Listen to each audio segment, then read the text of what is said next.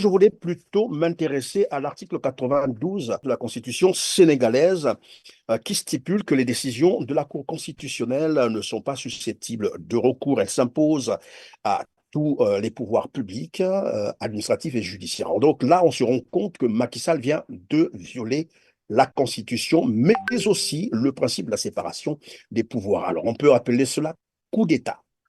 C'est un coup d'État en bonne et due forme. J'ai jamais eu confiance au fait que Macky Sall a renoncé au pouvoir.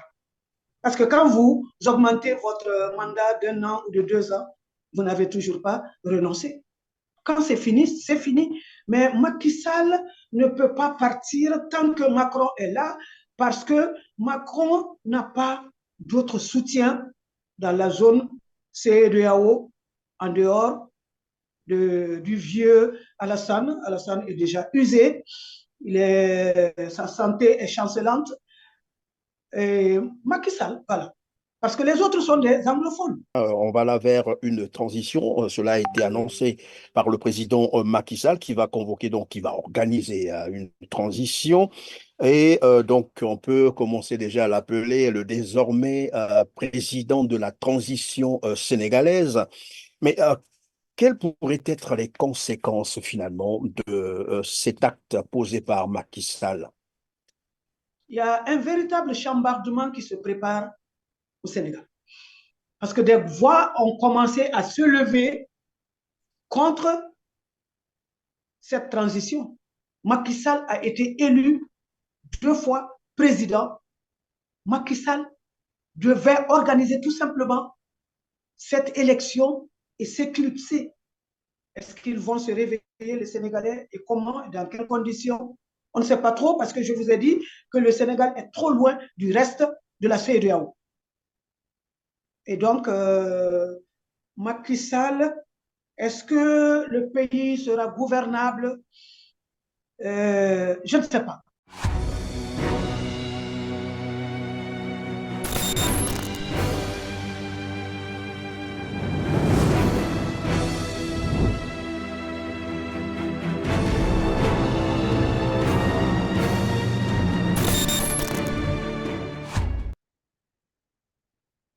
Bonjour à toutes et à tous, mesdames, messieurs, merci de suivre TLR-TV7 et bienvenue dans ce tout autre numéro de Droit de savoir qui portera sur un événement tout à fait inédit, le report de l'élection présidentielle au Sénégal. Avec moi sur ce plateau pour commenter l'actualité sénégalaise, Koumba Yarussi, enseignante et membre du Rassemblement des forces patriotiques M5 RFP du Mali. Bonjour Koumba Yarussi, c'est toujours un plaisir de vous avoir sur notre plateau. Nous vous devons ça parce que grâce à TLR TV et à toutes les télés panafricaines, on peut analyser, on peut analyser les situations aussi cocasses que celles que nous sommes en train de vivre, et on peut informer le reste du monde sur ce qui se passe sur le continent. Merci, on vous le revoudra. Merci d'être encore avec nous sur TLR TV R7. Une bombe politique vient d'éclater au Sénégal. Le président Macky Sall a annoncé hier, vous l'avez probablement suivi, le report de l'élection présidentielle. Il dit avoir abrogé le décret fixant au 25 février 2024 la date de la présidentielle. Panique générale dans les rues proches du rond-point Saint-Lazare de la VDN, l'un des grands axes de la capitale. Ces manifestants fuient les gaz lacrymogènes tirés par les forces de l'ordre. C'est ici que les candidats de l'opposition ont donné rendez-vous à leurs militants pour résister, comme ils disent, au report de l'élection. Le président de la République est en train de violer la Constitution de manière très flagrante. Pourquoi les Sénégalais veulent se défendre contre l'injustice? Les gendarmes nous tuent pacifiquement, les gendarmes nous tirent des lacrymogènes. Vous, on est témoins. Les gendarmes, massivement déployés, empêchent quiconque de s'approcher du lieu de rassemblement. Les manifestants, eux, se tiennent à distance et érigent des barricades dans les quartiers. L'échauffourée dure plusieurs heures. Cette militante affirme qu'elle restera mobilisée jusqu'à la tenue de l'élection. Macky Sall attend le dernier moment pour reporter l'élection. Le scrutin se tiendra de gré ou de force le 25 février. On ira voter. Les candidats de l'opposition ont aussi fait le déplacement. Parmi eux, Tierno Alassane Sall, candidat indépendant. Il a déjà promis, comme une dizaine de candidats, qu'il attaquera en justice le décret pris par le président pour reporter le scrutin. Ce qui est en train de se passer, c'est une révision qui vise à prolonger le mandat du président de la République, contrairement aux dispositions de la Constitution. Maintenant, nous ne pouvons pas accepter que la Constitution du Sénégal qui donne pouvoir au président soit violée. Abrogation qu'il justifie par la mise en place d'une commission parlementaire enquêtant sur 2 juges du Conseil constitutionnel dont l'intégrité dans le processus électoral serait contestée. Le ministre secrétaire général du gouvernement a annoncé d'ailleurs sa démission dans la foulée. Je vous propose de suivre d'abord le président Macky Sall dans son discours, un extrait bien entendu, et on revient sur le plateau pour le commentaire suivant. J'ai signé le décret 2024-106 du 3 février 2024, abrogeant le décret 2023-2283 du 29 novembre 2023 portant convocation du corps électoral. Pour ma part, mon engagement solennel à ne pas me présenter à l'élection présidentielle reste inchangé. Enfin, j'engagerai un dialogue national ouvert afin de réunir les conditions d'une élection libre, transparente et inclusive dans un Sénégal apaisé et réconcilié. Alors, Koumbayar ici, vous venez là de suivre le président sénégalais Macky Sall annoncer le report de l'élection présidentielle qui était prévue pour le 25 février prochain. Vous trouvez valable ces raisons, sa justification? On est habitué sur notre continent, malheureusement, à ne plus juger de la validité de tel ou tel acte. J'ai l'impression que nous marchons maintenant sur notre tête, sur ce continent. Moi, je ne suis pas surprise, mais je ne savais pas que Macky Sall allait pousser la concussion, ou du moins c'est le bouchon, jusqu'à ce niveau. S'il voulait reporter l'élection, il n'aurait pas dû convoquer le collège électoral. C'est lui qui a concocté tous les éléments pour qu'il y ait des couacs et pour lui permettre de surfer sur ces couacs.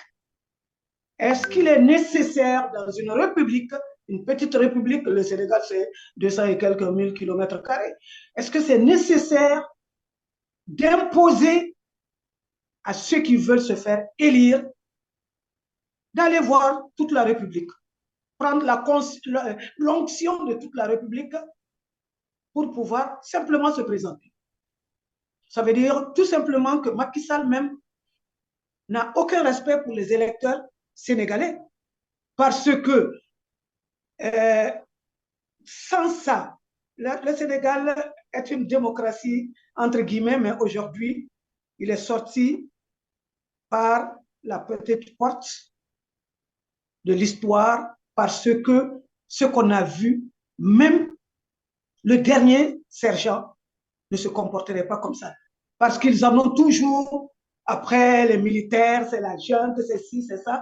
Mais moi, je mets tout ça au compte de la recherche de solutions par leur patron Macron à la sortie des pays de l'AES dans le cadre de l'AES, de la CEDEAO, parce que comment résoudre cette question, puisqu'il ne s'y attendait pas du tout. Il savait que tout le monde, nous peuples, nous sommes vent debout. Il savait que les militaires, les régimes, les différents régimes ne veulent plus se laisser marcher sur les pieds. Mais alors, puisque c'est une affaire de gros sous, une affaire de crédibilité de la France jusqu'aux Nations Unies. Macron a appelé Macky Sall à la rescousse. Pardon, Koumba, vous êtes en train de faire déjà le lien entre ce report et bien sûr, j'allais dire, l'instrumentalisation par la France. Ça nous rappelle un peu ce que disait finalement Déby. Hein. Vous vous rappelez quand il disait que, bon, finalement, on lui avait forcé de changer la Constitution pour demeurer au pouvoir. Est-ce qu'on est dans cette logique-là? Absolument, absolument. Maintenant, le temps est très short pour qu'on aille à une révision constitutionnelle, mais la parade, ils l'ont trouvé. Hein. On accuse deux pauvres magistrats de je ne sais quoi, deux personnes dont les agissements peuvent prendre toute une république en otage. C'est quand même extraordinaire. Est-ce que les lois ne prévoient pas autre chose que cette façon de régler les questions que Macky Sall même a créées? Ousmane Sonko, il a tout fait pour éliminer Ousmane Sonko. Il y est finalement arrivé. Ça a été laborieux. Karim Wade, il l'a fait venir. Il lui a fait peut-être miroiter beaucoup de choses. Il y a une pauvre candidate qui a été accusée d'avoir triché, on va dire ça comme ça, parce qu'elle aurait caché sa nationalité française, etc., etc. Si ce n'était pas tragique, ce serait simplement risible. Évidemment, mais quand vous dites, pardon, Koumba ici, pour deux juges, deux personnes, normalement, il y a la loi qui existe. On pouvait les sanctionner le plus simplement possible que d'arrêter toute une république parce qu'on veut régler le problème de deux juges. C'est quand même difficile à croire. Oui, c'est pas difficile à croire parce que chez nous, même ceux que les Occidentaux qualifient de républicains, démocrates, ils ont des officines. Dans nos pays, il y a des officines obscures et c'est dans ces officines-là qu'on tripatouille tout.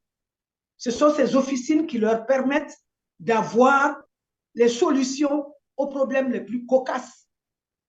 Parce que ça n'est pas sorti du chapeau de quelque institution sénégalaise que ce soit. C'est sorti de l'officine qui est reliée au quai d'Orsay.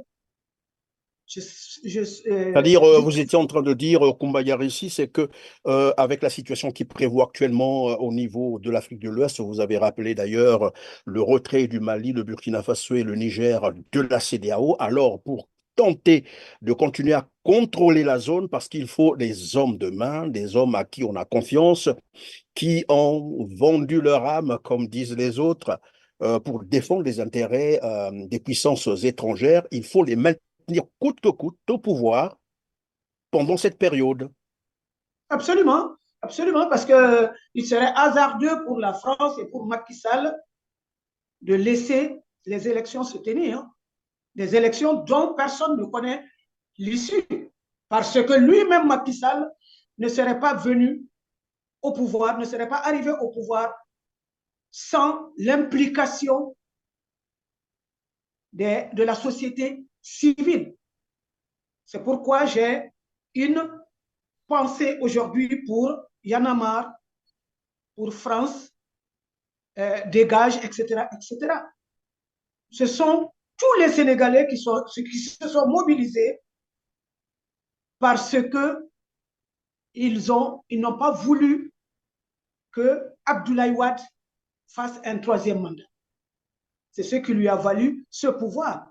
Il sait très bien que les Sénégalais, sur le plan politique, ils ont quand même une certaine maturité. Même ceux qui n'ont pas été à l'école savent, ils connaissent leurs droits, ils savent les défendre.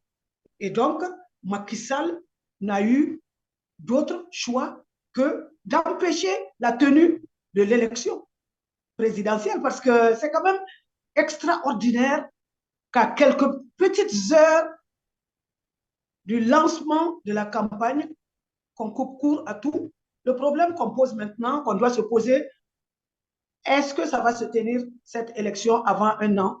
Parce que le lièvre qui a été levé par les pays de l'AES, il est trop gros. Y trouver une solution, parce que c'est aussi, c'est en même temps sécuritaire, politique, économique, financier et tout. Parce que dans la ligne de mire de nos États, c'est la disparition du franc CFA dans nos 3 pays. Donc, les enjeux sont extrêmement importants et la France n'a plus aucune solution. Alors donc, c'est le grand inconnu de cette équation. Est-ce que l'élection aura encore lieu? Après, il parle d'un dialogue. Il va organiser un dialogue. C'est un report s'inédit, donc on ne connaît plus la date. Du moment où ça porte sur, selon ses justifications bien entendu, créé par une enquête qui a été ouverte. Or, une enquête peut durer 2 jours, 3 jours, 1 an, 10 ans, 20 ans, on ne sait pas jusqu'à quand. Est-ce pour dire que l'élection aura lieu après cette enquête? C'est la question qu'on se pose. Mais moi, je voulais plutôt m'intéresser à l'article 92 de la Constitution sénégalaise qui stipule que les décisions de la Cour constitutionnelle ne sont pas susceptibles de recours. Elles s'imposent à tous les pouvoirs publics, administratifs et judiciaires. Alors donc là, on se rend compte que Macky Sall vient de violer la Constitution, mais aussi le principe de la séparation des pouvoirs. Alors, on peut appeler cela coup d'État. C'est un coup d'État en bonne et due forme. Le Sénégal, en réalité, a connu un premier coup d'État qui a conduit à l'éclatement de la Fédération du Mali. Parce que Modibo Keïta n'a dû son salut qu'à l'intervention des amis du Soudan à l'époque. Sinon, ça a été un véritable coup d'État. Et bon, c'était pas ouvert en 1960, on ne savait pas ce que c'était, on en faisait une lecture quand même pas rigoureuse. Mais au jour d'aujourd'hui, quand on voit le cheminement des choses depuis 2-3 ans, Macky Sall a tout fait. Comme Macky Sall est né après l'indépendance, il n'a que 62 ans. Macky Sall a voulu se maintenir au pouvoir. Mal lui en a pris parce qu'il a été obligé de passer par la case violence. Il y a des hommes qui sont tombés, et le Sénégal a brûlé un moment, etc., etc. Donc, Macky Sall a dû battre en retraite. Moi, je l'ai dit au cours d'une de mes interviews, je n'ai jamais eu confiance au fait que Macky Sall à renoncer au pouvoir. Parce que quand vous augmentez votre mandat d'1 an ou de 2 ans, vous n'avez toujours pas renoncé. Quand c'est fini, c'est fini. Mais Macky Sall ne peut pas partir tant que Macron est là, parce que Macron n'a pas d'autre soutien dans la zone CEDEAO en dehors du vieux Alassane. Alassane est déjà usé, sa santé est chancelante. Et Macky Sall, voilà. Parce que les autres sont des anglophones. Le Béninois, lui, il a recommandé son âme à Dieu, il ne sait plus par quel bout commencer. Et le Togolais n'est plus en odeur de sainteté, ni avec les faucons de la CEDEAO, ni avec la France. C'est visible. Parce que ces prises de position, tout le monde sait ce que c'est. Il est du côté des États du Sahel. Il s'implique toujours pour amoindrir les souffrances des peuples, de nos 3 peuples, donc de nous. Finalement, Macky Sall restera tant que la France n'a pas trouvé de solution de rechange, parce que ce que la CEDEAO nous dit, nous, on ne le respectera jamais. Attendre 1 an avant de partir, c'est fini. Après ce report, on a suivi le communiqué de la CEDEAO qui finalement prend acte, alors qu'elle est consciente que c'est un coup d'État. On vient de violer donc la Constitution et monsieur ne veut pas partir. Alors moi, je m'intéresse plutôt à cette déclaration que nous avons tous suivie. Ici, je vais proposer à nos téléspectateurs Une déclaration de la ministre sénégalaise, bien sûr, des Affaires étrangères, Aïssata Tall Sall, qui disait que, bon, son armée, notamment l'armée sénégalaise, était prête à intervenir au Niger simplement parce que c'était un coup d'État de trop et qu'il fallait en finir une bonne fois. On l'écoute et on revient sur le plateau pour analyser ses propos. Pourquoi nos soldats doivent y aller?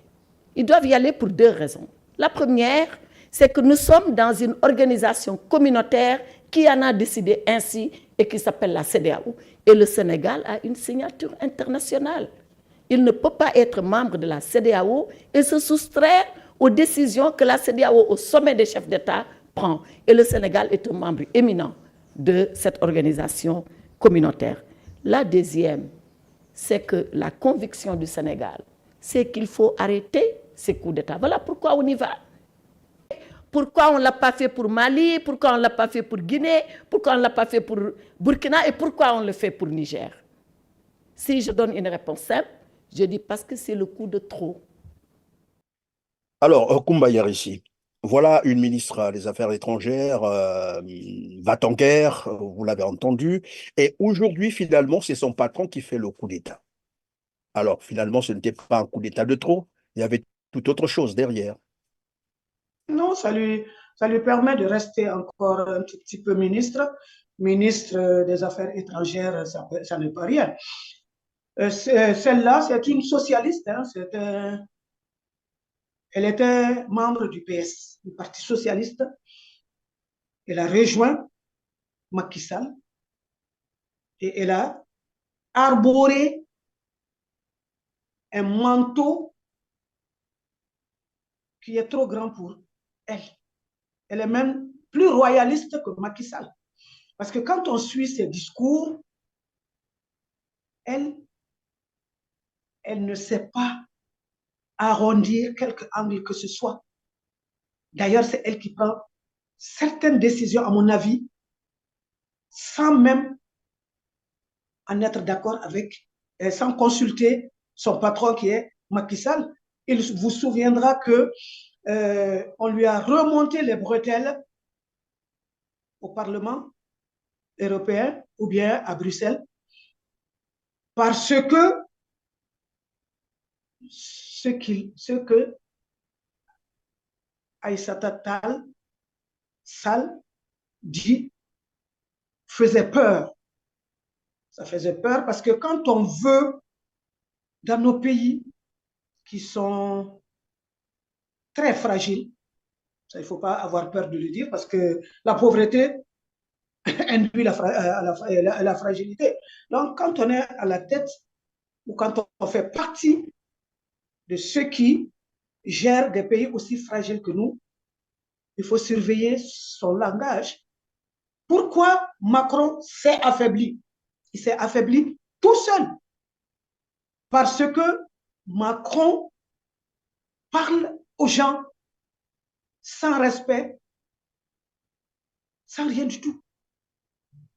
Et Aïssata, aujourd'hui, va avaler son chapeau parce que je ne sais pas à qui elle va faire comprendre ou accepter que son pays n'a pas fait un coup d'État. Même constitutionnel, c'est trop dire même.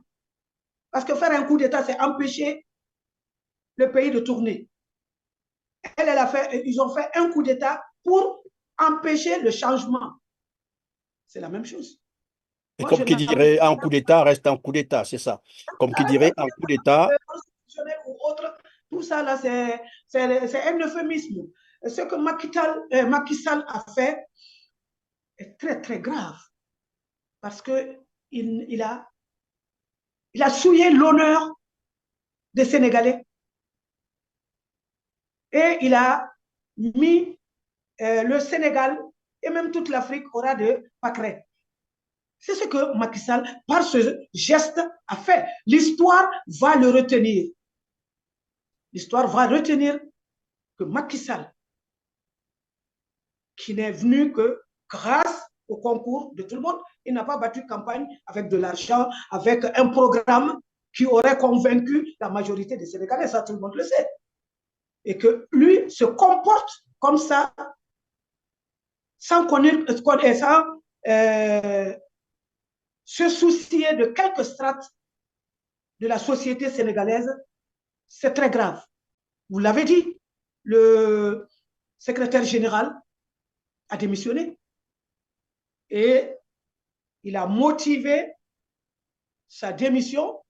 Il ne veut pas s'associer à un coup d'État. En gros, c'est ce qu'il a dit.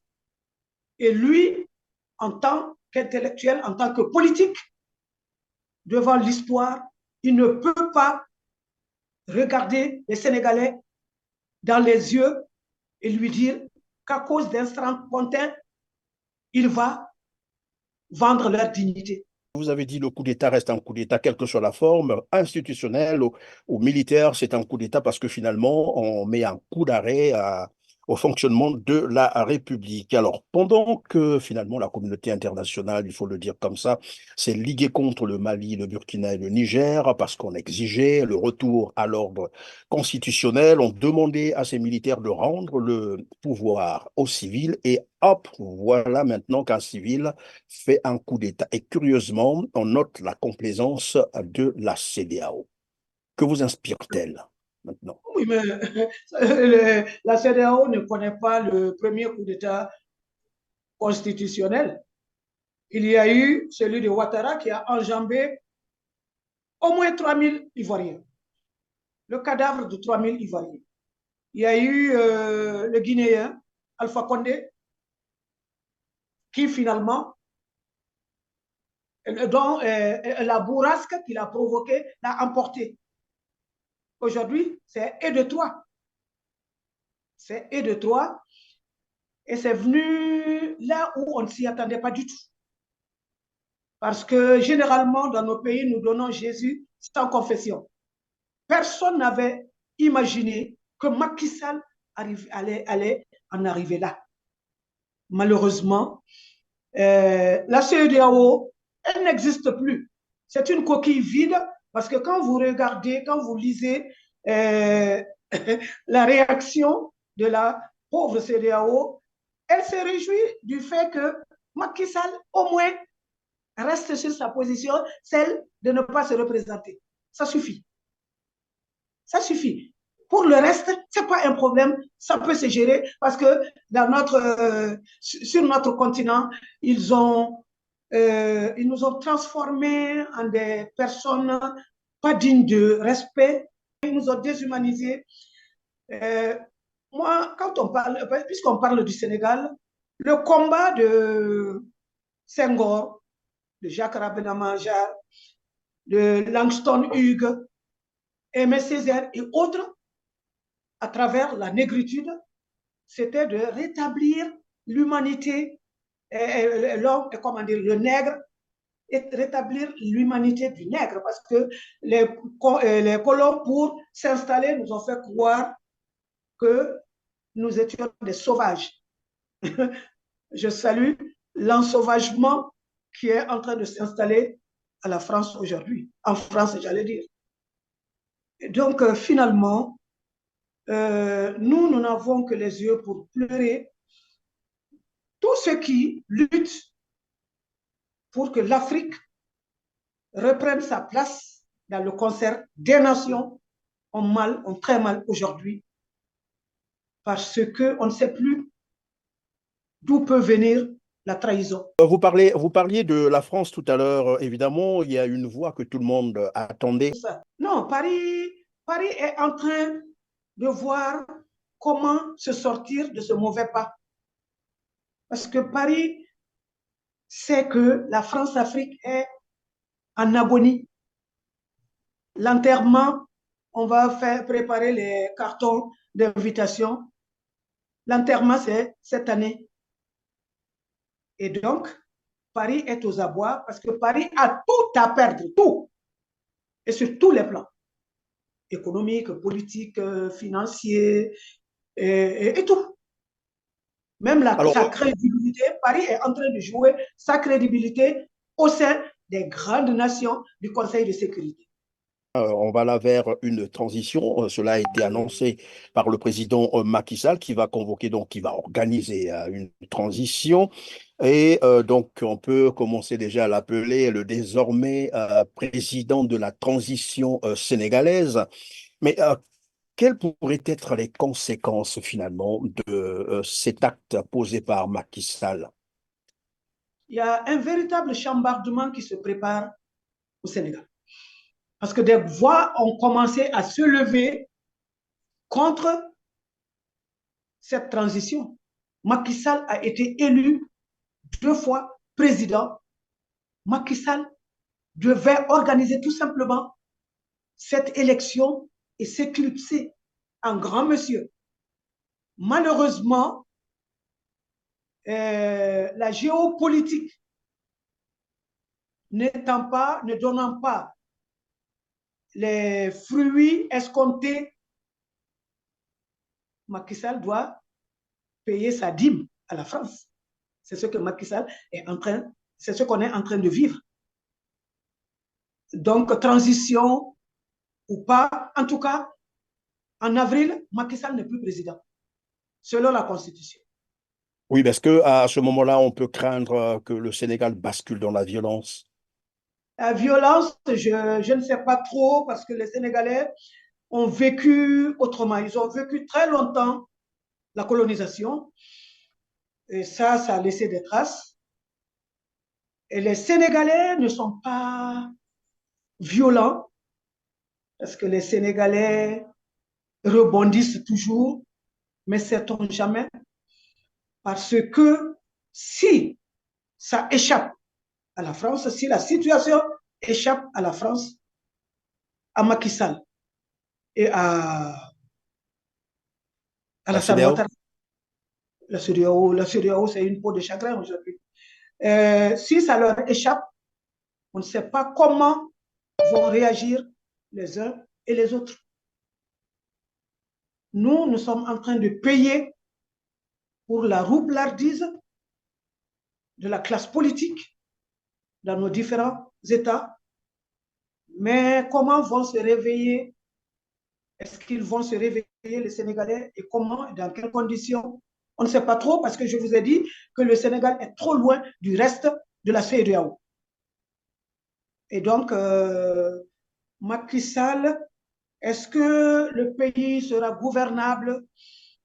Je ne sais pas. Les conséquences sont quand même prévisibles parce que là, s'il ouvre une transition, comme il a dit d'ailleurs, après un dialogue, et ça me rappelle d'ailleurs le Congo-Brazzaville où le tyran Denis Sassou Nguesso organise des dialogues avant chaque élection, mais notamment pour s'entourer des garanties, pour frauder évidemment pendant les élections. Et donc, une fois la transition installée au Sénégal, c'est sûr et certain que ça va commencer un peu à susciter d'autres mécontentements et quitte à craindre que finalement que l'armée puisse prendre ses responsabilités en main. Non, ça m'étonnerait que l'armée sénégalaise puisse le faire parce que vous savez très bien qu'à la différence de la Côte d'Ivoire, ce n'est pas une armée nombreuse, elle n'est pas aguerrie et tout. Parce qu'il y a des bases françaises. Ce sont les bases françaises qui font le job. Ce sont des supplétifs de l'armée française que nous avons en Côte d'Ivoire, au Sénégal, etc.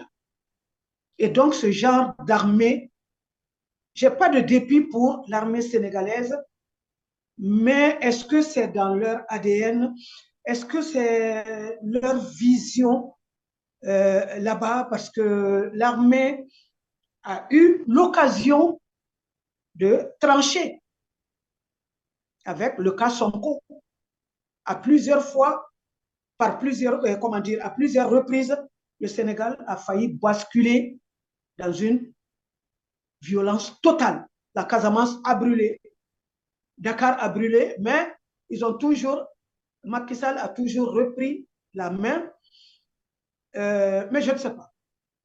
Moi, je ne crois pas que le Sénégal puisse brûler comme n'importe quel pays du Sahel. Ça n'est pas... Les approches ne sont pas les mêmes. La citoyenneté ne se vit pas de la même façon dans nos différents pays. Et nous avons connu des parcours très difficiles.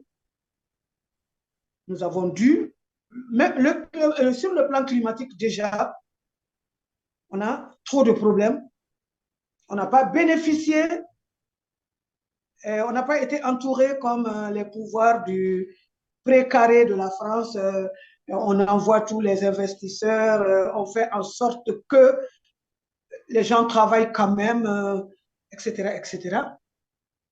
Et nous, on a eu l'impression parce que nous refusons, nous disons non, c'est l'affrontement avec la France, alors que le Sénégal ne vit pas de cette façon. Vous avez vu qu'en Côte d'Ivoire, il y a des djoulas. Donc, il y a une partie de la Côte d'Ivoire qui est très proche culturellement du Burkina et du Mali. Et donc, sur le plan culturel, je ne crois pas que les Sénégalais soient des jusqu'au boutistes. Je ne crois pas du tout.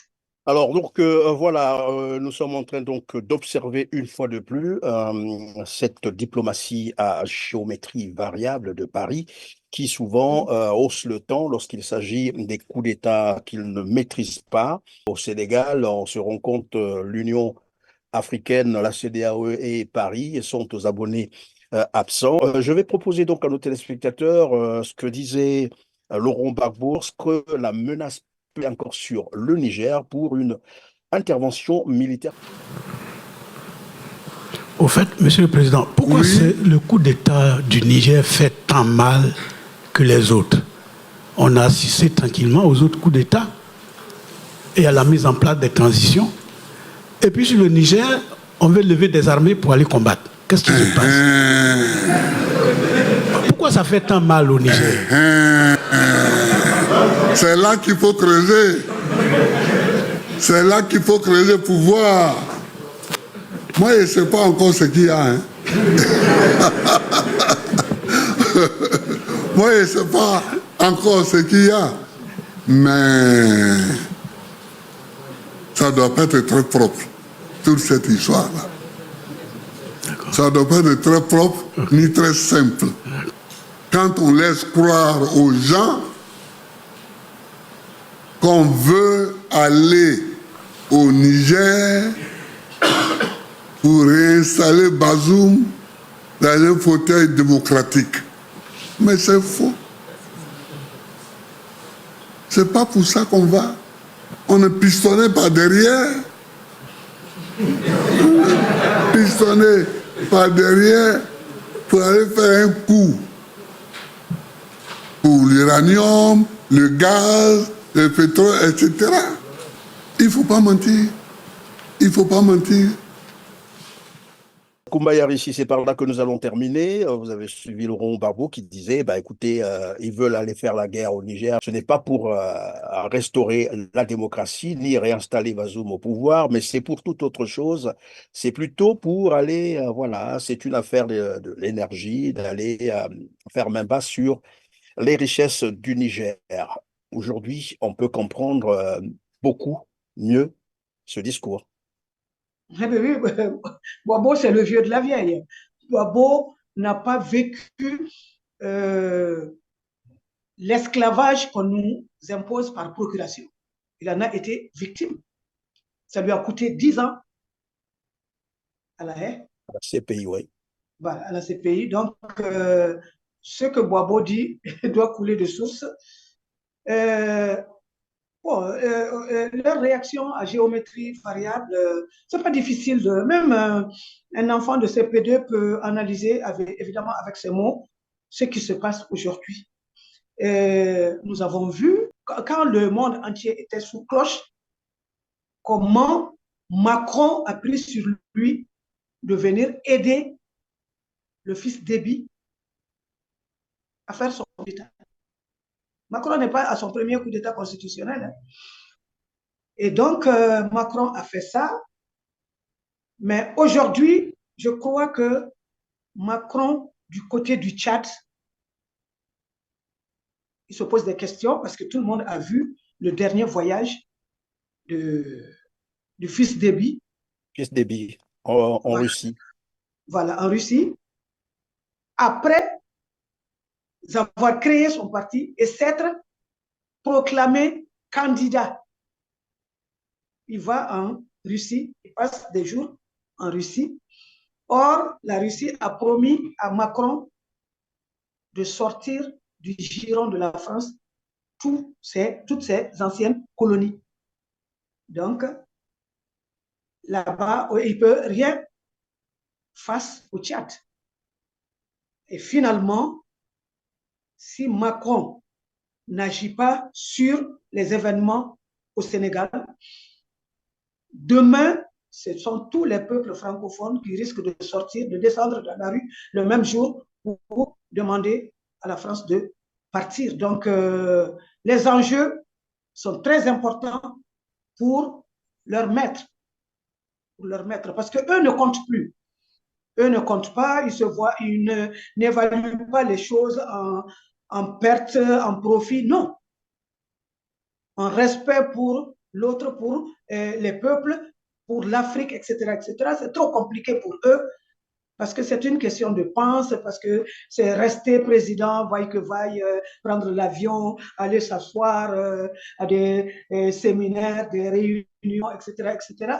Donc, je crois que le message qui est fait à l'Afrique aujourd'hui, à travers le Sénégal, il est très clair, le message. Tous ceux qui ne sont pas déterminés, tous ceux qui ne veulent pas se battre pour récupérer notre dignité d'homme, ils doivent se mettre au travail parce que si c'est Macky Sall qui arrive à faire ça, qu'attendre d'autres, des gens comme Mbalo, par exemple, ou alors des gens, des présidents qui ne sont pas audibles en Afrique, en Gambie, en Sierra Leone, au Libéria, etc., etc. Donc, le glas de la France va sonner, mais la France ne partira pas sans avoir fait couler plusieurs pays. C'est pourquoi vous, votre responsabilité est très grande aujourd'hui. Votre responsabilité, elle est historique parce que ça arrive au Sénégal, ça veut dire que la messe est dite. Hein. La messe est dite. Merci Kumba Yarichi, c'est la fin de cette émission. Merci en tout cas d'avoir été encore disponible pour cette interview qui a porté sur le report de l'élection présidentielle au Sénégal. Mesdames, Messieurs, merci de nous avoir suivis. Comme d'habitude, c'est juste vous rappeler de cliquer sur le petit pouce en l'air juste en bas de cette vidéo après avoir partagé massivement l'émission et dites-nous en commentaire ce que vous en pensez. Vous pouvez aussi participer à la cagnotte Leti pour soutenir TLR TV R7. En tout cas, merci de nous avoir suivis. On se retrouve très bientôt. Merci.